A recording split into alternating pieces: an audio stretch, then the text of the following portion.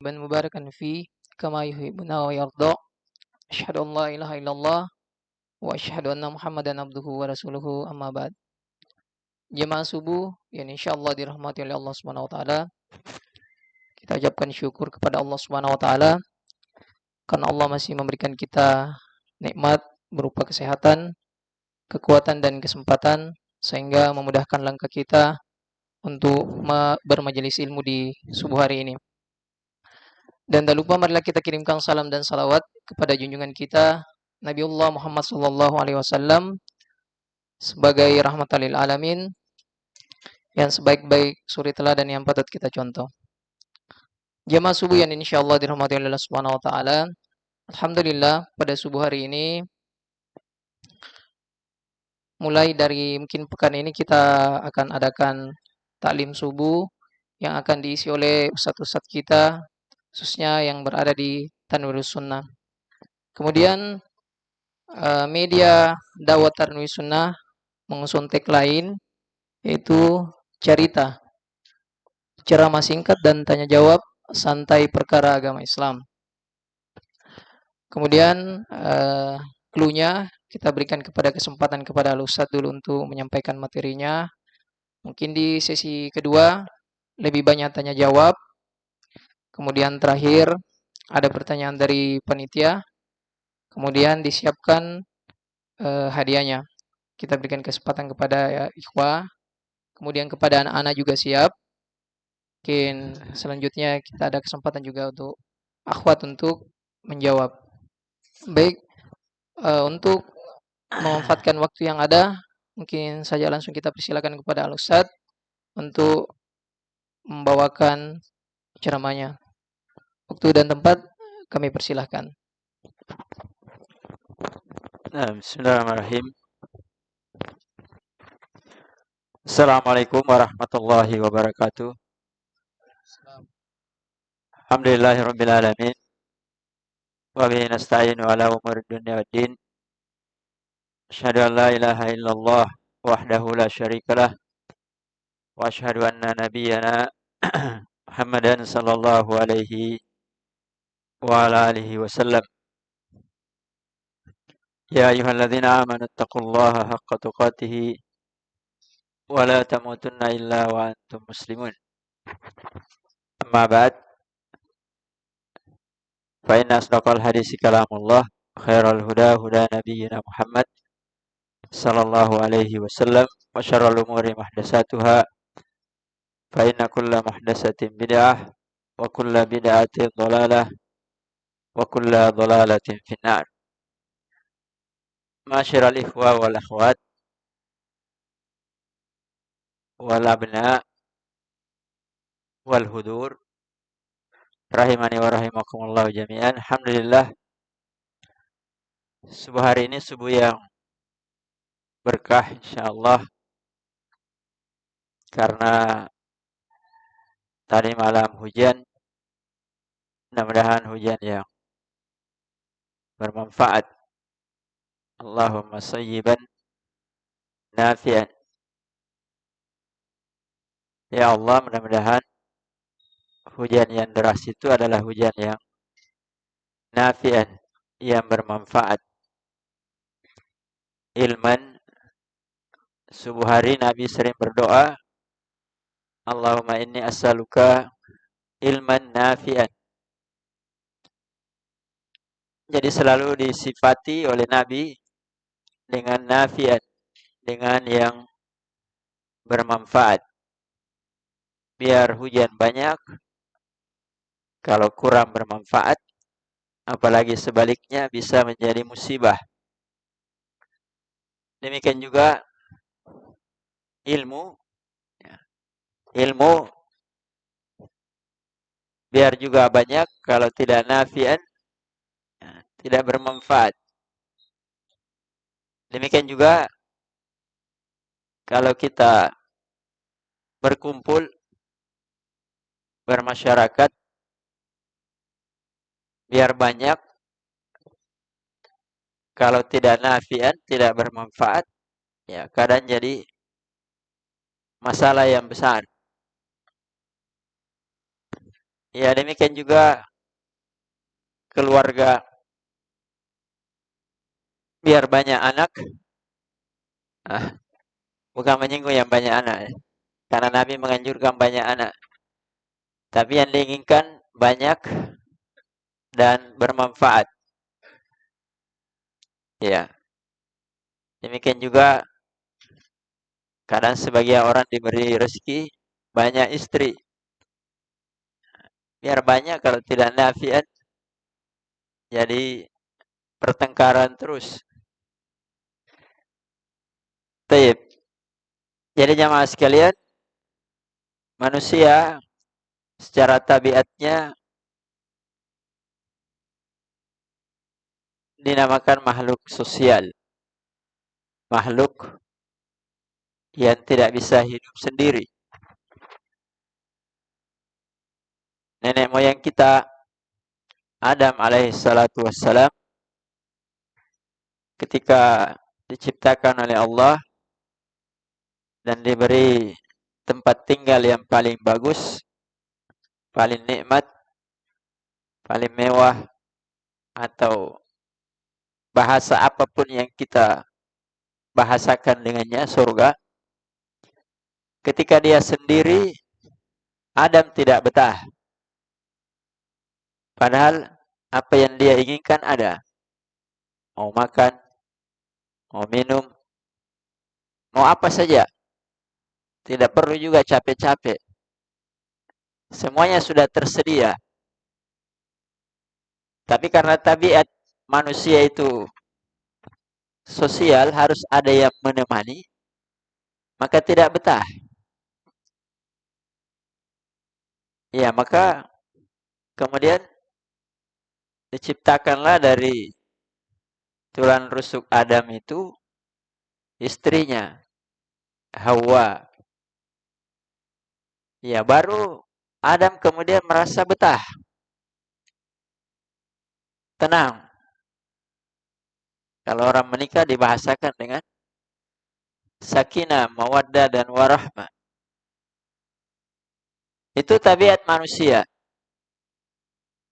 Suka berkumpul, sosial.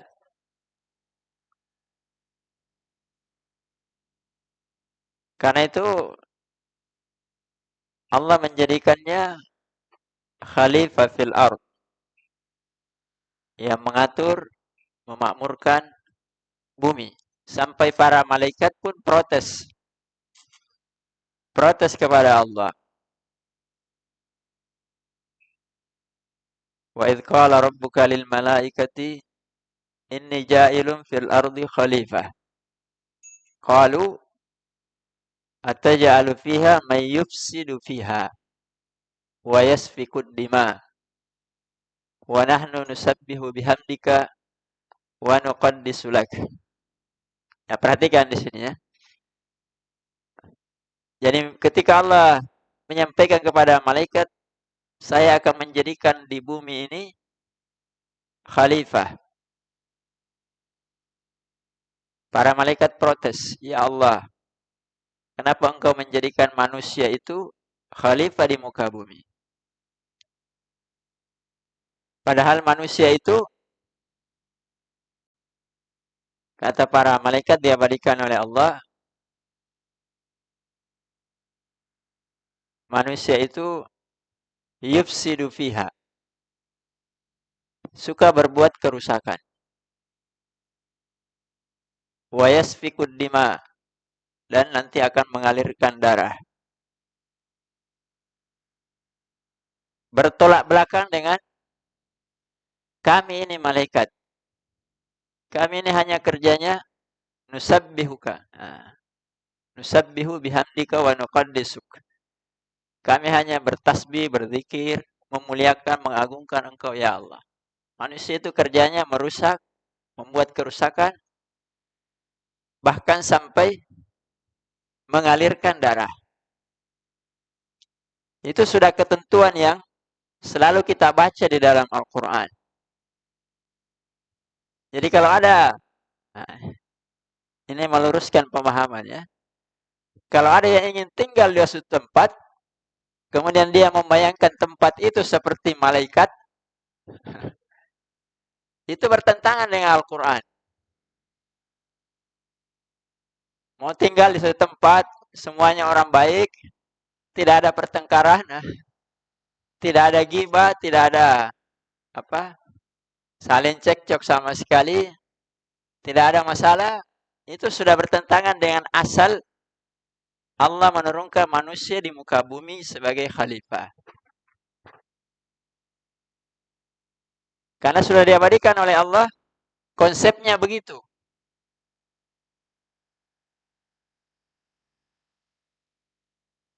Jadi kalau ada orang yang ingin tinggal di suatu tempat, dia hanya ingin bertasbih, memuliakan Allah, berarti dia mau jadi malaikat.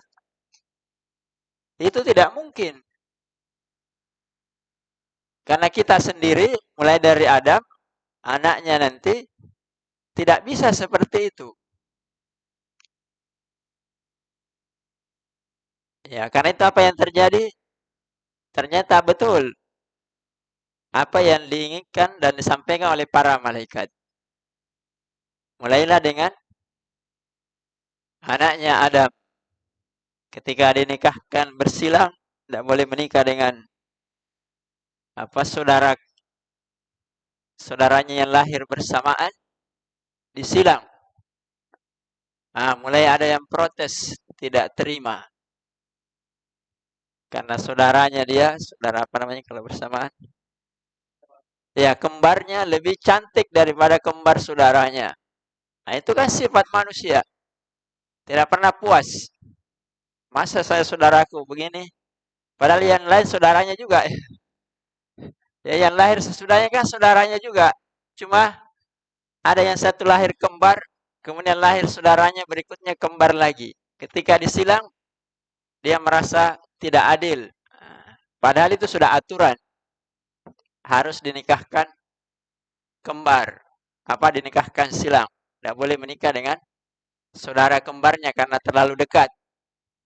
Tapi dasar manusia, protes. Itu kan diabadikan dalam Al-Quran. Akhirnya sampai terjadi pembunuhan. Ya, itu sudah sunnatullah. Dan sudah menjadi karakter manusia. Ya, jadi ini kita ungkapkan karena ini memang konsep Al-Quran supaya kita bukan membenarkan percekcokan, ya, bukan membenarkan gibah, bukan membenarkan hal-hal yang keluar dari syariat, tapi itu sesuatu yang pasti akan kita alami dan terima. Dan bahkan itu kadang mungkin muncul dari kita sendiri. Karena memang kita tabiatnya sudah begitu. Ya, tidak ada manusia yang dirinya bersih seperti malaikat. Tapi walaupun demikian, manusia kalau nanti mengikuti syariat Allah lebih mulia daripada malaikat. Ya, walaupun berbuat dosa dan pelanggaran. Tapi kalau kembali dia taat kepada Allah, lebih mulia daripada malaikat. Jemaah sekalian, ya, karena ini ceramah singkat, saya hanya ingin sampaikan, setelah kita tahu asal manusia termasuk kita semua, maka Al-Quran memberikan tuntunan bagaimana bermuamalah supaya mengurangi hal yang dikhawatirkan oleh malaikat tadi. Bukan meniadakan, tidak mungkin. Selalu akan ada sampai hari kiamat. Tapi bagaimana mengurangi dan memperbaiki. Saya sebenarnya sudah sampaikan kemarin di khutbah Jumat. Allah Subhanahu wa taala berfirman dalam surat Ali Imran,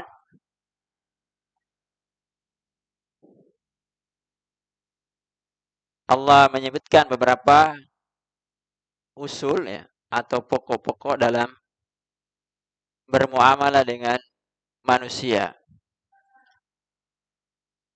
Allah Subhanahu wa taala berfirman, "Fabima rahmatin minallah lintalahum walau kunta faddan ghalidhal qalb lam faddu min hawlik fa'fu anhum wastaghfir lahum wasyawirhum fil amr fa idza azamta fatawakkal 'ala Allah innallaha yuhibbul mutawakkilin."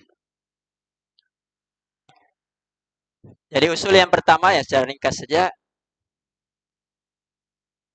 muamalah dengan manusia dimulai dengan rahmah, kasih sayang, apalagi sesama orang mukmin. Jadi apapun yang kita ingin ucapkan, yang kita ingin lakukan, itu selalu kita kembali kepada ayat tadi. Karena kasih sayang. Saya mau mengucapkan ini karena saya sayangi saudara saya. Saya sayangi istri saya. Saya sayangi tetangga saya. Saya sayangi lingkungan saya. Semuanya diawali dengan kasih sayang.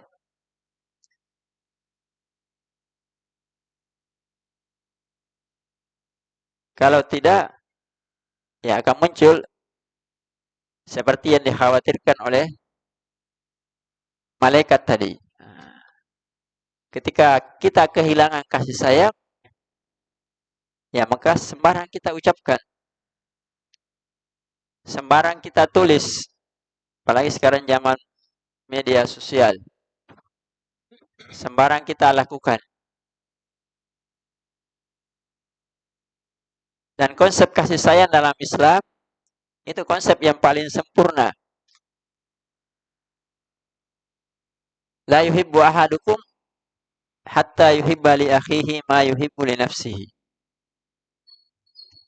Tidak sempurna iman seseorang di antara kalian sampai dia mencintai saudaranya seperti dia mencintai dirinya sendiri. Tidak ada konsep yang lebih sempurna daripada konsep Islam. Tidak perlu pakai HAM. HAM itu kan untuk menjaga hak asasi manusia. Tapi kalau Islam, HAM-nya dirinya sama dengan saudaranya. Bukan sekedar memperlakukan manusia dengan baik.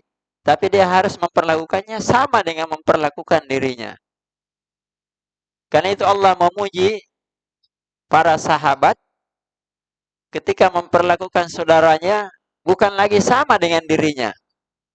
Tapi memperlakukan saudaranya lebih daripada memperlakukan kepada dirinya sendiri. Ini kan konsep yang tidak ada di mana-mana kecuali dalam Islam. Wa yu'thiruna ala anfusihim walau kana bihim khasasa. Jadi mereka lebih mendahulukan orang lain, saudaranya, bahkan pada saat dia butuh sekalipun. Ya, kalau kita tidak usah sampai taraf seperti itu. Taraf bisa berbuat, berusaha, memperlakukan saudara kita sama dengan diri kita itu sudah luar biasa. Ya, tidak usah dulu mendahulukan saudara kita. Cukup memperlakukan saudara kita sama dengan diri kita. Ya, karena dibangun di atas kasih sayang. Yang kedua, lintalahum, lemah lembut, jangan kasar.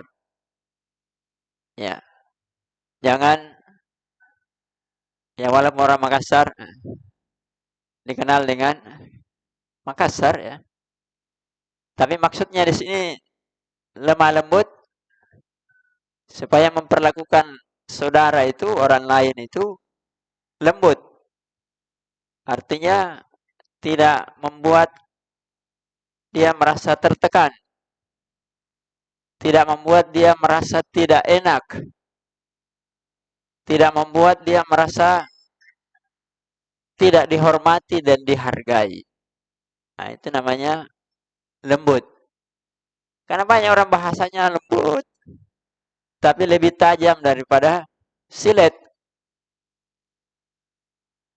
Ya, iya kan? Banyak orang bahasanya mungkin lebih lembut, tapi lebih menusuk. Orang bilang sakitnya di dalam hati, bukan sakitnya di badan. Sakit di hati itu lebih sakit daripada sakit badan. Nah, jadi bagaimana seorang muslim itu bergaul dengan saudaranya lintalahum. Ketika dia mau berbicara, ketika dia mau berbuat, selalu berusaha agar ini tidak menyinggung, agar ini tidak merasa diperlakukan tidak adil. Ya, ya. Walaupun nanti akan terjadi. Tetapi itu diusahakan. Karena ini pegangan. Kadang orang kan lepas dari pegangan. Tapi kalau dia ingat kembali, dia akan kembali. Itulah hebatnya agama. Makanya Allah mewanti-wanti ya. Walau kunta fadhan ghalidhal qalb. Kalau engkau kasar, hatimu membatu, manusia akan lari dari. Tapi kalau sebaliknya, manusia akan mendekat. Ya, jangan kasar, jangan keras hati, jangan selalu mau menang sendiri, jangan selalu mau merasa benar sendiri, orang lain salah terus. Jangan merasa pendapatnya selalu paling benar, orang lain tidak, dan seterusnya. Fa'fu anhum. Ya, suka memberi maaf. Jadi kalau ingin masyarakat itu berjalan dengan baik, ya suka memberi maaf. Jangan suka balas dendam.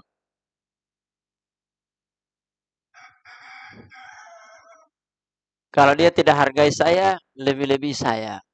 Saya lebih lama tinggal di sini daripada dia. Ya kan tidak. Agama tidak mengajarkan kita demikian. Orang yang lebih lama itu biasanya lebih bijak. Makanya dikatakan orang tua itu orang tua ketika dia lebih tahu dan lebih mengerti sifat, karakter, kebiasaan anak-anak. Kalau orang tua, mana lebih lama hidup orang tua atau anak-anak? Ya orang tua. Kalau orang tua sudah mengatakan, kalau kamu tidak mau tinggal di rumah, lebih-lebih saya pergi dari rumah. Ya rumahnya jadi kosong. Ya kan? Sementara secara umum, siapa yang lebih banyak berbuat salah? Anak-anak atau orang tua? Secara umum. Ya anak-anak. Jadi fa'fu anhum. Orang tua kan selalu memaafkan anak-anak. Jadi kalau kita lebih lama tinggal di sini, ada orang baru kurang bagus, ya fa'fu anhum. Dimaklumi dia baru. Jangan dibalik. Orang baru yang harus tahu saya. Agama tidak mengajarkan kita konsep demikian. Harusnya dia yang lebih tahu, lebih sabar, lebih tahammul istilahnya ya. Lebih bisa memikul beban. Kalau orang baru langsung disuruh pikul beban yang berat, bagaimana caranya dia pikul? Dia tidak tahu. Dia baru kenal, baru datang, dan seterusnya. Tapi kalau dia sudah lama, ya dia akan bisa mengambil sikap, tindakan dia yang lebih berusaha memikul beban-beban yang ada. Ya, fa'fu anhum. Maafkan mereka. Kalau ada kesalahan, jangan langsung diposting di media sosial. Sehingga semua orang tahu. Asalnya kesalahan itu harusnya disembunyi. Karena kita tidak senang kesalahan itu ditahu oleh orang. Makanya orang kan berbuat dosa, kebanyakannya kalau masih bagus imannya, masih banyak rasa malunya, selalu sembunyi. Kalau sudah kurang imannya baru terang-terangan. Jadi asalnya begitu. Ada kesalahan, nggak usah langsung ditulis, diposting. Akhirnya jadi besar, jadi meluas. Ya, aib itu kan selalu disembunyi. Supaya Allah sembunyikan aib kita juga. Ya, man satara musliman, ya satarallahu yaumal qiyamah. Siapa yang menutupi aib seorang muslim, Allah akan menutup aibnya sampai hari kiamat. Itu konsepnya ya, bukan dibalik. Jadi zaman ini mengajarkan kita banyak hal yang terbalik-balik. Kalau ada aib, diposting terus. Kalau ada kebaikan, tidak ada orang yang mau posting. Coba grup mujtama kita, saya ketemu tadi anak dia salam, posting. Insya Allah, dia salam sama saya. Tapi kan tidak pernah ada yang posting. Yang diposting ada anak yang merokok. Sakit kepala kita kalau kita tidak perlu tahu, diberitahu lagi. Diperdebatkan lagi. Tapi coba kebaikan yang banyak diposting. Ada sampah, ada yang pungut. Kebaikan. Ada anak-anak yang rajin mengaji. Ada yang baru menikah. Kita belum sempat doakan. Ya doakan. Ada undangan kita tidak hadir. Kita datangi. Ya itu yang diposting kebaikan-kebaikan. Jangan dibalik. Ya bukan berarti kejelekan itu tidak ditangani atau tidak diperlakukan sebagaimana mestinya. Tapi itu konsepnya. Jangan selalu disebarluaskan. Kemudian berikutnya ya secara ringkas saja. Wastaghfir lahum. Dan mohonkan ampun. Tanda kesucian jiwa itu selalu memohonkan ampun. Jadi kita ini suka. Nabi kan mencontohkan selalu beristighfar. 70 sampai 100 kali bahkan lebih dalam sehari semalam. Padahal Nabi sudah diampuni dosanya yang terdahulu dan terkemudian. Jadi kita dianjurkan banyak istighfar dan juga memohonkan ampun kepada saudara-saudara kita. Ya sekarang kan kita selalu balik. Karena pengaruh medsos, pengaruh drakor, pengaruh macam-macam, selalu suka balas dendam. Jadi jarang kita mendoakan orang kebaikan, apalagi mendoakan ampunan. Tapi lebih banyak kita ini dididik selalu bagaimana orang itu celaka. Mudah-mudahan kamu dibalas, anakmu nanti mati, anakmu nanti tabrak. Ya mudah-mudahan selalu yang jelek-jelek saja. Padahal Al-Quran memerintahkan wastaghfir lahum, mohonkan ampun bagi dia. Ya ada tetangga kita bersalah, ya ghafarallahu lahu. Mudah-mudahan Allah mengampuninya. Jangan didoakan ampunan nanti mati saja. Ya kebanyakan kita kan nanti mendoakan ampunan kapan? Mati. Itu pun kalau kita sempat hadir sholat. Kalau tidak, ya sudah lewat. Anak kita salah, ya ghafarallahu lak. Jangan dibawakan parang. Kalau kau mengulang lagi, parang tawamu. Dimohonkan ampun. Supaya kita juga lebih banyak terikat dengan Allah, bahkan harusnya demikian. Terikat satu-satunya hanya kepada Allah, daripada terikat kepada diri kita sendiri atau orang lain. Itu bedanya konsepnya Islam. Lebih banyak kita mengandalkan Allah dan harusnya memang mengandalkan Allah daripada mengandalkan kemampuan kita sendiri. Karena semua manusia termasuk kita kan dipegang oleh Allah. Bukan kita yang pegang. Bahkan anak kita sendiri kadang kita tidak bisa atasi. Dan itu bisa menimpa siapapun. Bahkan diri kita sendiri pun kadang kita tidak bisa atasi. Selalu kita marahi anak, kita juga selalu melanggar. Ya, bagaimana caranya? Karena kita selalu bersandar kepada diri kita, kemampuan kita, atau hukum yang ada, kurang. Apalagi melupakan bersandar hanya kepada Allah. Ya, padahal itu adalah hal yang paling mendasar bagi seorang mukmin. Karena hati manusia, ya, biyadillah yuqallibu kaifa yasha. Hati manusia di tangan Allah, Allah bisa bolak-balikkan kapanpun Allah mau. Jadi banyak mendoakan ampunan. Karena kalau kita diampuni oleh Allah, kitalah orang yang paling beruntung. Saudara kita diampuni oleh Allah, dialah orang yang paling beruntung. Kalau dia beruntung, kita juga beruntung. Tapi seandainya pun dia berhenti misalnya merokok hanya karena takut, ya, berhenti mencuri hanya karena takut, tidak mendapatkan ampunan dari Allah.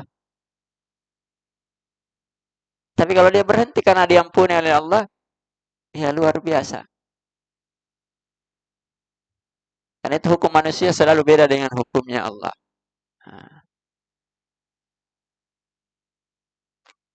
Kemudian terakhir, wasyawirhum fil amr. Ya, banyak bermusyawarah. Jadi Nabi Shallallahu Alaihi Wasallam diperintah oleh Allah itu bermusyawarah dengan sahabatnya. Padahal Nabi orang yang paling berilmu, orang yang paling lurus akalnya, orang yang paling bagus pendapatnya, orang yang paling bersih hatinya, orang yang paling tidak punya kepentingan, tapi tetap diperintah oleh Allah untuk bermusyawarah. Ya, walaupun musyawarah itu tidak selalu diartikan dalam segala urusan. Ya, suami kalau mau baik dengan istrinya, ya sering bermusyawarah dalam urusan-urusan. Walaupun tidak seluruh urusan dimusyawarahkan. Tapi yang penting-penting untuk menghargai pendapatnya, ya, untuk menghargai kedudukannya. Kalau anak, supaya kita tahu apa keinginan anak kita. Ya, banyak orang tua selalu memaksakan keinginannya. Orang tua maunya anaknya jadi hafidh, anaknya mau jadi insinyur, tidak ketemu. Akhirnya dipaksakan masuk mondok. Lama-lama di tengah jalan keluar juga. Kenapa? Karena awalnya tidak ada musyawarah. Tidak ketemu keinginan orang tua dengan keinginan anak. Tidak ketemu keinginan istri dengan keinginan suami. Ya, maka banyak bermusyawarah. Kalau tidak ketemu, cari solusi yang bisa ketemu. Anaknya mau jadi insinyur misalnya, orang tuanya anaknya mau jadi ustadz,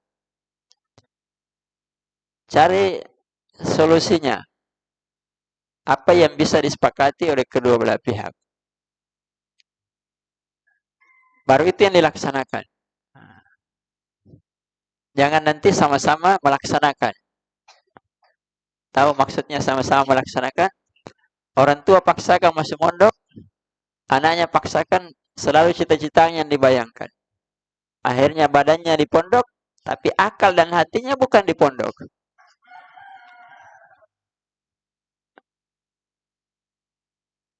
Iya kan? Karena tidak ada musyawarah. Jadi dimusyawarahkan. Apa yang disepakati itu yang dikerjakan. Tinggal dikontrol. Jadi kita sudah sepakat. Kamu jadi insinyur. Tapi insinyur yang bertakwa. Insinyur yang hafid.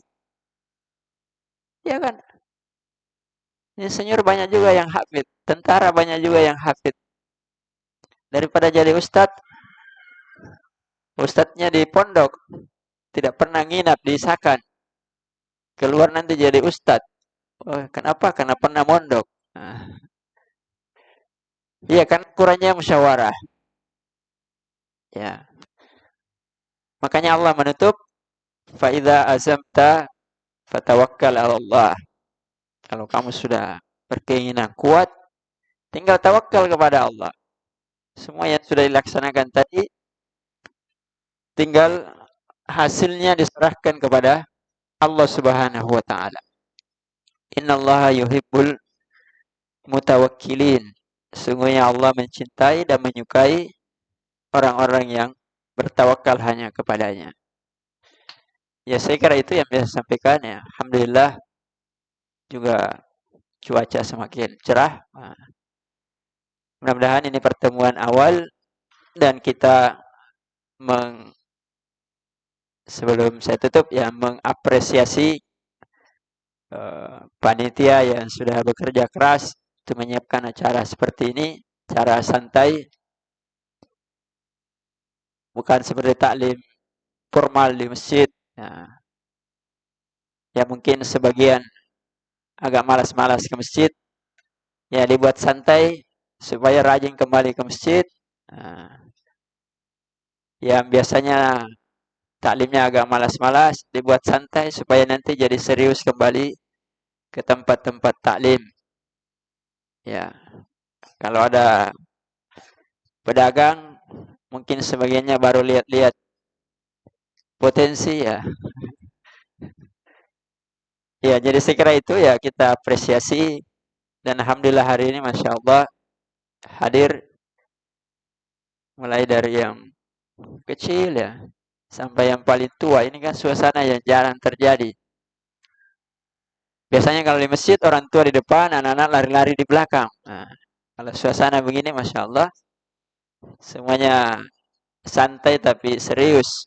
Ya, ya mudah-mudahan juga ini keberkahan di waktu subuh hari karena Rasulullah SAW yang mendoakan umatnya, Allahumma barik li ummati fi bukuriha. Ya Allah berkahilah umatku pada waktu subuh harinya, pagi-pagi hari. Ya mudah-mudahan kita dengan pertemuan ini kita semuanya mendapatkan berkah dari Allah. Kita bisa memperbaiki diri kita, keluarga kita, tetangga kita, masyarakat kita, dan siapapun yang bisa kita sampaikan kepadanya kebaikan dari seluruh umat, bahkan seluruh alam. Karena itu adalah misi dari agama kita. Qulu kama tasma'un, barakallahu fikum. Sallallahu alaihi wasallam ala nabiyina Muhammad wa ala alihi wa sahbihi wasallam. Subhana rabbika rabbil izzati amma yasifun. Wassalamu alal mursalin. Wa akhiru da'wana alhamdulillahi rabbil alamin. Assalamualaikum warahmatullahi wabarakatuh. Waalaikumsalam warahmatullahi wabarakatuh. Alhamdulillah, Masya Allah, banyak sekali faedah yang kita bisa ambil, yang kita petik dari apa yang disampaikan oleh Al-Ustadz.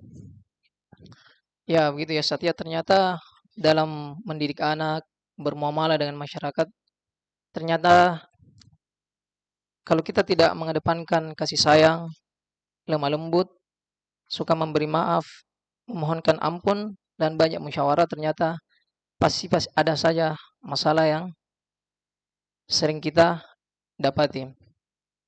Maka tidak terlepas dari itu, mungkin dari jamaah sekalian bisa langsung bertanya masalah yang sering terjadi di kehidupan kita sehari-hari, baik dalam bermuamalah ataupun mendidik anak. Dan bisa kita langsung bertanya kepada Ustadz, insya Allah Ustadz akan menjawab, dan kami memberikan kesempatan kepada para jamaah sekalian untuk 3 orang pertanyaan dulu.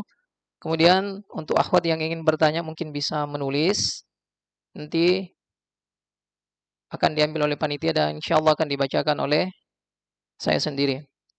Mungkin langsung saja. Jadi sambil menunggu pertanyaan yang lain, jadi silakan jamaah sekalian minum atau apa, panitia sudah menyiapkan minuman dan makanan ringan di belakang, silakan. Sambil jamaah yang lain yang ingin bertanya, silakan.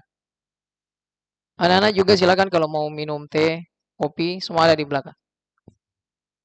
Jadi kita kembali Ustaz ya ke ke tagline kita, ceramah singkat dan tanya jawab santai.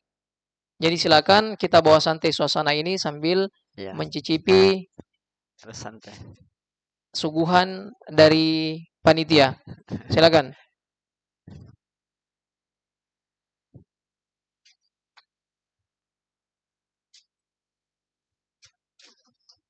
Jadi sebentar anak-anak juga siap. Insyaallah sebentar ada pertanyaan dari panitia dan akan disiapkan hadiah. Begitupun dengan para ikhwah sekalian, bapak-bapak sekalian yang ingin bertanya silakan. Atau sementara akan ditanya, bagi yang bisa menjawab juga akan dapat hadiah. Jadi kita menyiapkan hadiah.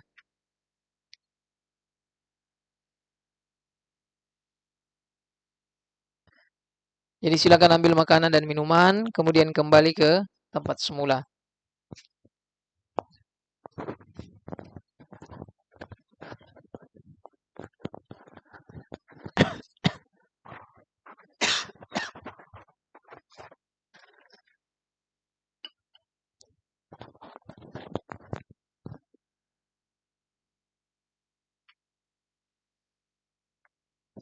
Iya. Tanya ada. Saya juga minum. Bismillah.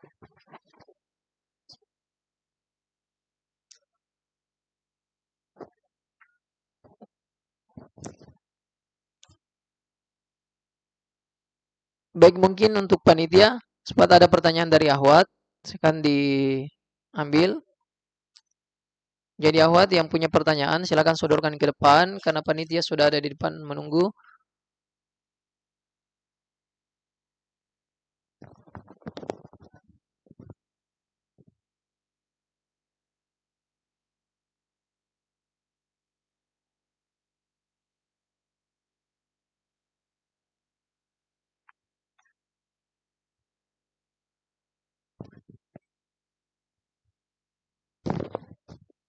Alhamdulillah ada hujan. Alhamdulillah ada hujan.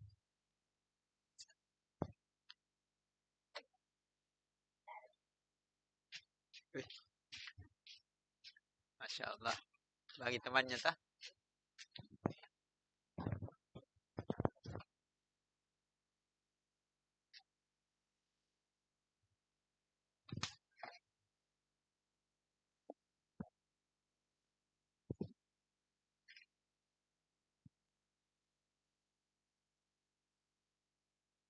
Kita juga tanya.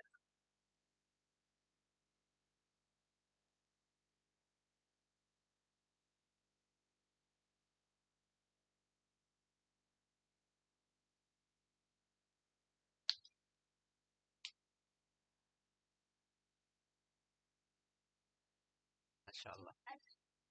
Tanya makanan.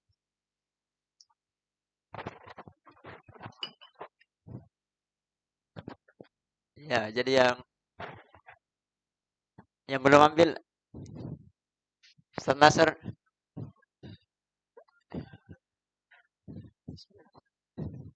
Ustaz Yamin ya.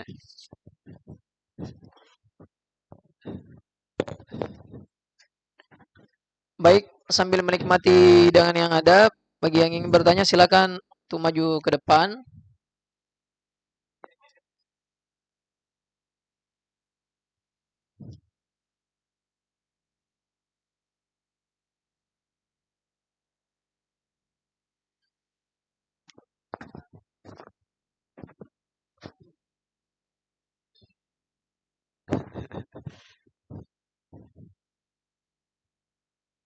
Kurang mejanya ya. Kurang mejanya. Nanti lagi perbaiki. Ya, bagusnya ada di samping kita. Iya. Silakan Ustaz. Jadi sambil kita mendengarkan pertanyaan, sambil juga menikmati dengan yang ada. Baik, sudah ada pertanyaan yang masuk. Wahid bertanya.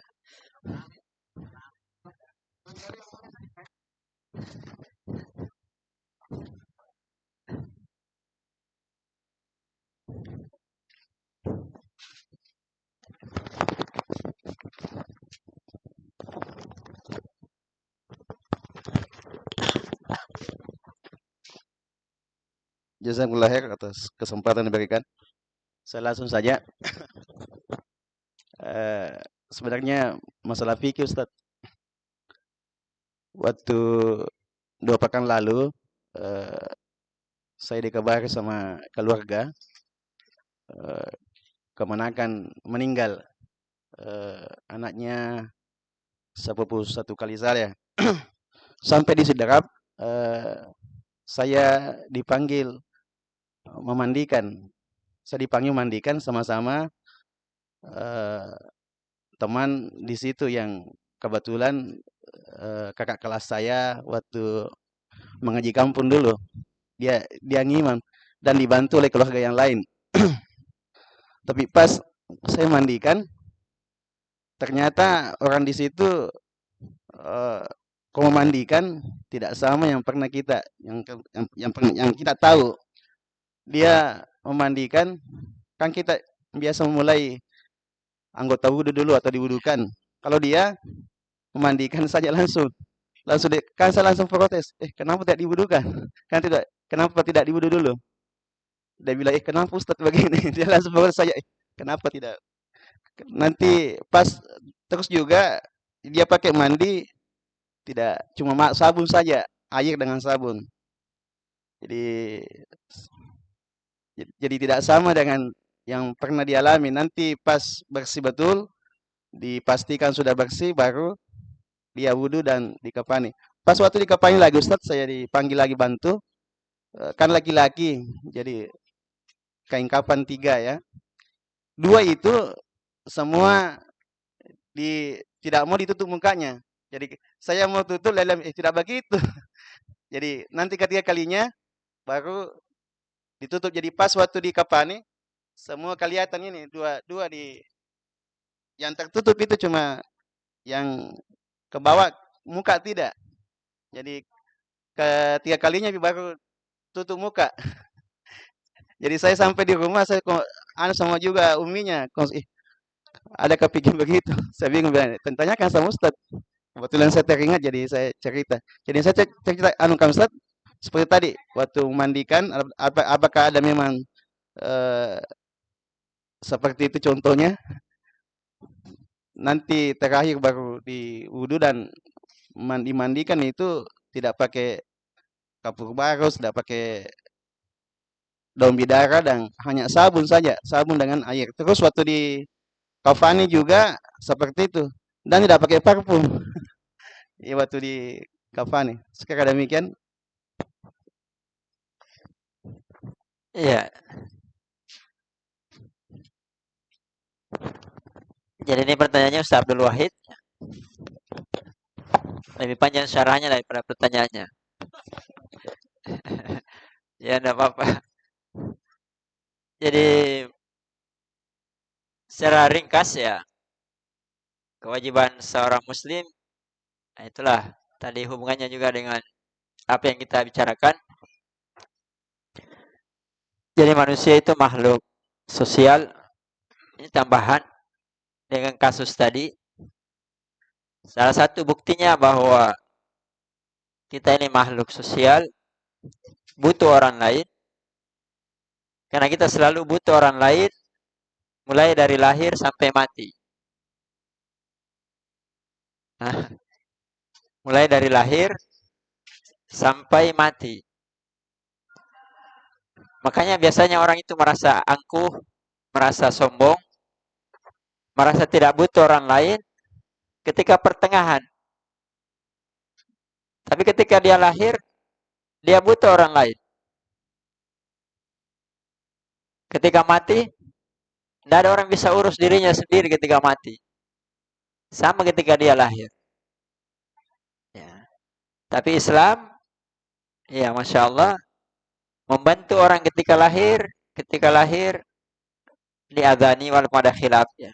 Diadani atau diganti dengan kalimat tauhid ketika baru lahir dan ketika meninggal di wudui dan disolati supaya dia lahir dalam keadaan Islam, mati dalam keadaan Islam. Dan kita yang mengurusnya juga menunjukkan kita ini orang muslim. Jadi ketika dimandikan atau dikafani, ya prinsip awalnya kan supaya dia kembali sebelum dikubur dalam keadaan bersih dan suci. Itu prinsip awalnya. Sama ketika kita junub, ya supaya kembali bersih. Makanya kita cuci yang kotor, baru berwudu, baru mandi. Itu prinsipnya mirip. Cuma kalau orang meninggal, ya kan ada hal-hal tambahan sedikit. Misalnya pembersihannya lebih daripada orang yang hidup. Karena bukan lagi dirinya sendiri yang membersihkan, tapi orang lain yang membersihkan.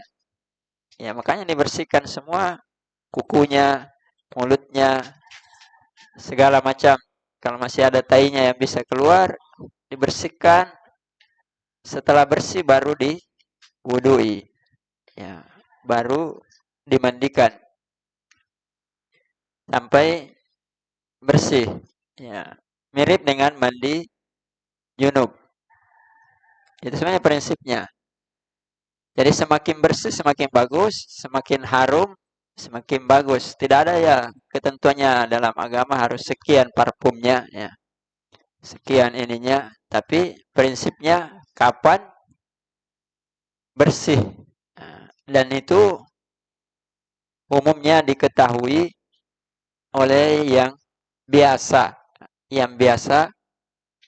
membersihkan, biasa memandikan. Jadi kadang 3 kali saja air sudah dianggap bersih, kalau belum tambah sampai 5 kali sampai 7 kali. Jadi prinsip awalnya begitu ya. Cuma kebanyakan masyarakat kita sebagiannya karena ya dimaklumi mungkin tidak pernah belajar atau hanya secara turun-temurun saja apa yang dianggap baik. Ya kadang begitu. Dia merasa bahwa memandikan itu ya mandi. Dia prinsip yang ada di kepalanya itu memandikan mandi. Padahal prinsip pokoknya itu mensucikan bukan memandikan. Ya, mensucikan bukan memandikan. Cuma karena syariat mengatakan mandi, mandi kan bukan beda mandi biasa dengan mandi junub. Mandi junub mensucikan dari hadas. Ya, ketika orang meninggal dimandikan seperti mandi junub. Makanya diwudui dahulu baru dimandikan supaya dia kembali terakhir kali di muka bumi sebelum ditanam kembali menghadap kepada Allah dalam keadaan suci. Nah, itu sebenarnya prinsipnya yang harus ditanamkan dahulu bahwa ini mandi mensucikan bukan mandi sekedar disiram air. Nah, makanya yang kerja itu harus meniatkan begitu bahwa ini saya mandikan mayat untuk mensucikan supaya dia suci dari hadas, dari kotoran semaksimal mungkin sebelum dia kembali kepada penciptanya dan asal dia diciptakan di tanah. Ya itu ya prinsipnya. Allahu a'lam. Baik, Masya Allah. Demikianlah mungkin jawabannya dari Ustadz. Semoga bisa mewakili pertanyaan yang tadi. Baik, kita ke pertanyaan selanjutnya. Ada pertanyaan yang masuk dari Akhwat. Bagaimana kiat-kiat mendidik anak yang benar, Ustadz? Silakan, tafadhol, Ustadz. Kalau kiat-kiat ini perlu muhadhar. Tapi secara ringkas ya sudah banyak sebenarnya ditulis dan diceramahkan. Tapi secara prinsip umum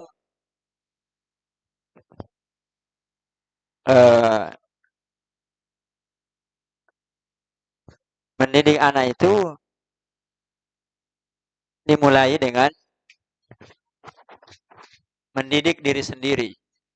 Itu prinsip awalnya.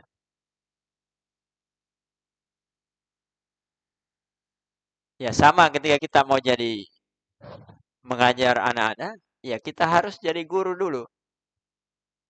Atau minimal belajar jadi guru. Tidak bisa Bila langsung jadi guru, siapa saja yang mau. Ya makanya ketika orang mau menikah, dia harus siap bahwa saya ini siap menjadi pendidik. Jangan siap jadi bapak saja. Jangan siap jadi suami saja. Hah? Kebanyakan masyarakat kan begitu. Woi, sudah umurmu sudah 25 tahun. Sudah harus menikah. Ya tidak, karena menikah nanti punya konsekuensi besar. Khususnya ketika lahir anak. Ya, jadi dimulai dari diri sendiri. Kalau sudah merasa cukup, dan itu alami. Ini yang penting ya. Bahwa menjadi bapak, menjadi suami, itu otomatis. Fitrah manusia begitu. Kalau mau jadi guru belum tentu. Karena itu pilihan. Tapi kalau menjadi orang tua, menjadi suami, itu otomatis. Tapi jarang orang yang memperhatikan. Nah, makanya sekarang ada orang-orang buat sekolah orang tua. Karena tidak ada sekolahnya menjadi orang tua. Tidak ada sekolahnya menjadi suami. Nah, tapi dalam agama sebenarnya ada dan lengkap. Cuma kita kurang memperhatikan. Jadi tadi dimulai dari diri sendiri. Kemudian memilih istri. Ya, karena itu pendidikan dimulai waktu memilih. Jangan hanya memilih pemimpin, setengah mati orang bertengkar. Supaya nanti baik masyarakat, ya kan? Memilih dirinya sendiri dan memilihkan untuk dirinya. Nah, itu dimulai. Karena itu akan mempengaruhi. Tapi kalau ada yang bertanya, bagaimana kalau sudah? Sebenarnya sudah terjadi. Ya, belajar kembali.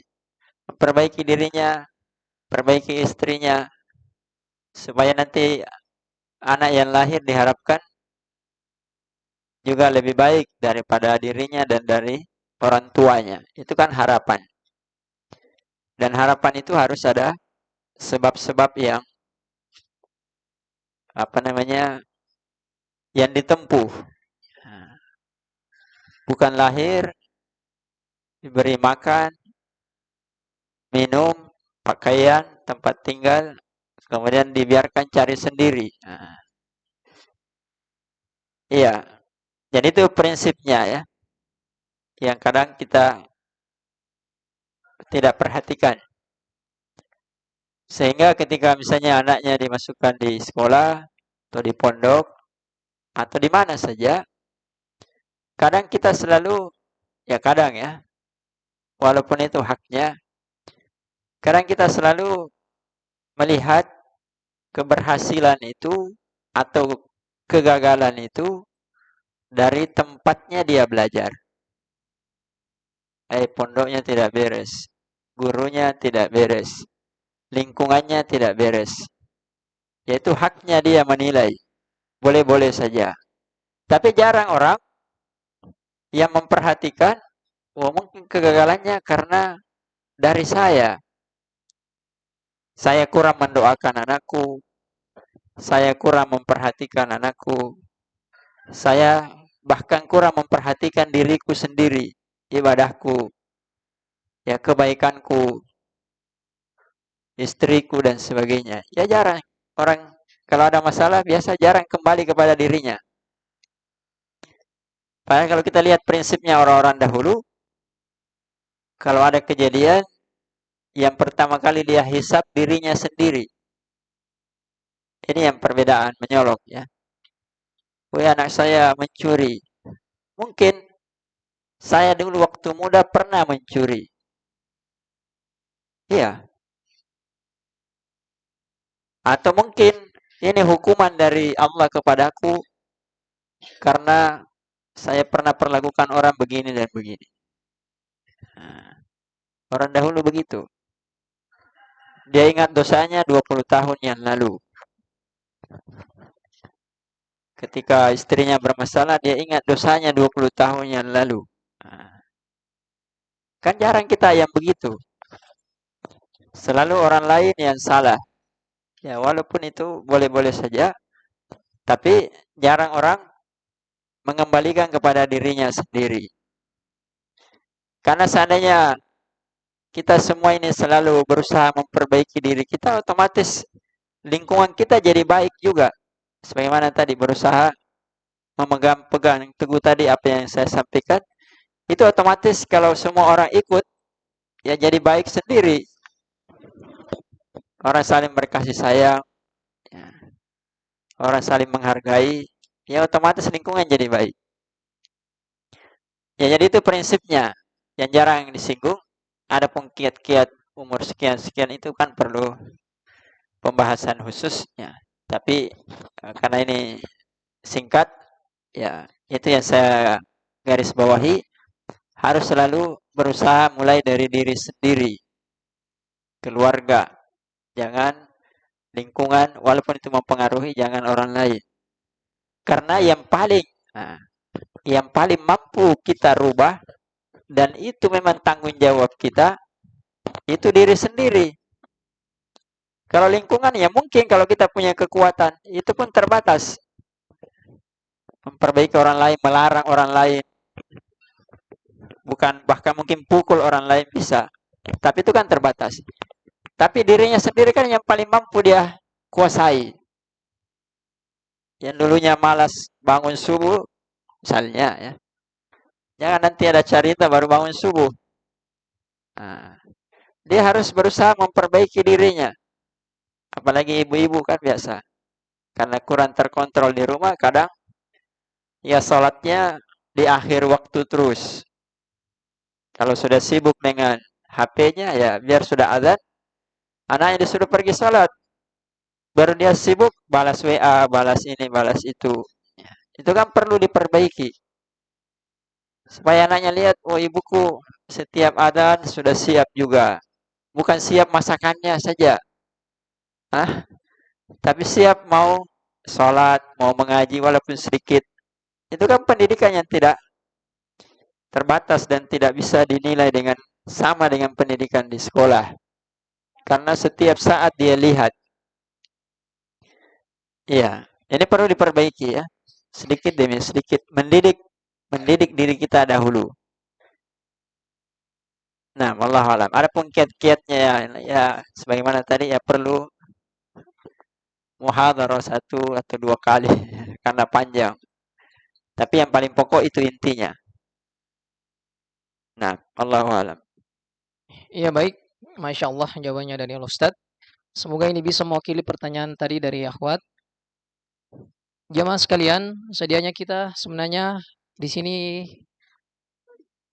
sampai pada pukul 7, cuma melihat kondisi sudah mulai agak mendung.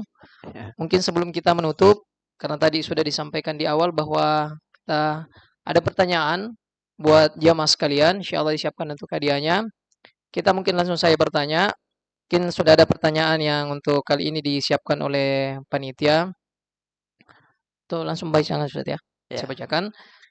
Jadi yang bisa menjawab silakan ke depan ke sumber suara. Pertanyaan pertama untuk ikhwah dulu. Sebentar untuk anak-anak juga ada. Untuk pemuda juga ada.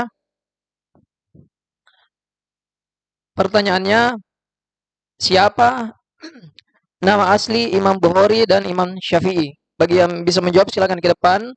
Dan hadiah juga sudah menanti di rumahnya Pak Ripai. Silakan langsung ke depan. Kemudian anak-anak juga siap-siap sebentar.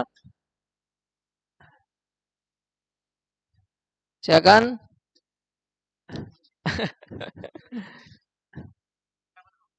Bapak-bapak dulu silakan. Bapak-bapak dulu. Untuk anak-anak juga sebentar ada ini untuk bapak-bapak dulu. Terlalu sulit. Silakan, silakan. Kalau ada anak-anak juga mungkin yang bisa menjawab.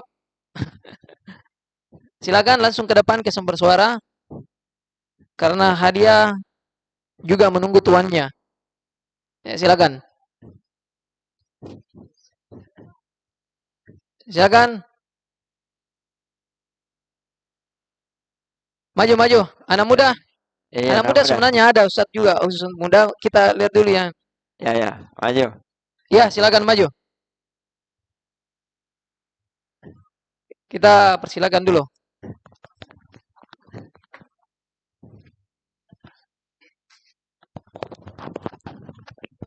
Nah, Bismillah. Nama Imam Bukhari Abu Abdullah Muhammad bin Ismail bin Ibrahim bin Mughirah Al-Bukhari rahimahullah ta'ala. Dan nama Imam Asy-Syafi'i Muhammad bin Idris Asy-Syafi'i rahimahullah ta'ala. Abu Nasi sama tadi. Abu Abdullah Ya. Abu Abdullah Muhammad bin Idris Asy-Syafi'i rahimahullah ta'ala. Baik, Pak. Ahsan. Labas. Baik. Jadi kuota hadiah sudah sold out 1, jadi masih ada 2. Ini untuk pemuda sebenarnya. Tadi sebenarnya untuk orang tua. Sekarang baru semuanya untuk anak muda. Tapi anak muda juga orang tua sekarang bisa menjawab juga. Pertanyaan kedua, sebutkan 10 sahabat Nabi yang dijamin masuk surga. Silakan langsung ke depan ke sumber suara. Silakan langsung. Mungkin ada dari santri, mengingat juga hujan sudah mulai. Ada? Baik, kalau tidak ada yang pertanyaan untuk kedua, kita langsung ke anak-anak saja untuk sebelum kita tutup. Untuk anak-anak yang bisa menjawab langsung ke depan, pertanyaannya, sebutkan rukun iman. Maju ke depan. Coba. Maju ke depan.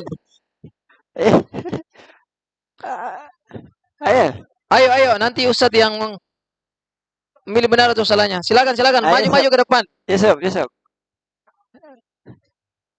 Maju. Cepat. Coba mau hujan.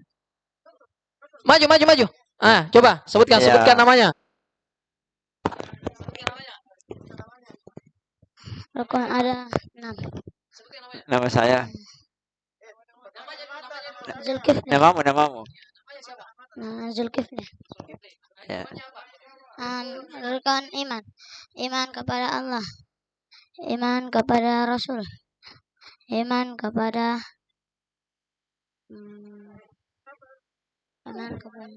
kitab malaikat. Kitab. Ya. Iman kepada malaikat. Ya. Iman kepada hari kiamat. Iman kepada takdir baik dan takdir buruk. Alhamdulillah. Jadi hadiah kedua sudah terbungkus. Mungkin satu lagi, Ustaz, mungkin dari kita, mungkin sambung ayat apa dan sebagainya, silakan. Untuk anak-anak, karena orang tua tadi yang mau menjawab. Itu siapa? Pertanyaan apa saya? Sambung ayat kah? Apakah doa-doa kita? Silakan. Untuk anak-anak ya? Atau orang tua?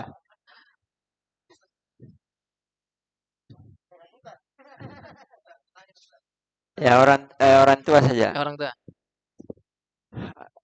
Apa doa dalam Al-Quran? Meminta istri dan anak yang saleh. Masya Allah. Silakan. Yang ingin menjawab silakan maju ke depan. Maju. Pak Mansur maju mungkin mau menjawab. Jangan Ustaz tuh. Pak Mansur langsung. Silakan ke depan. Ya. Zarwin.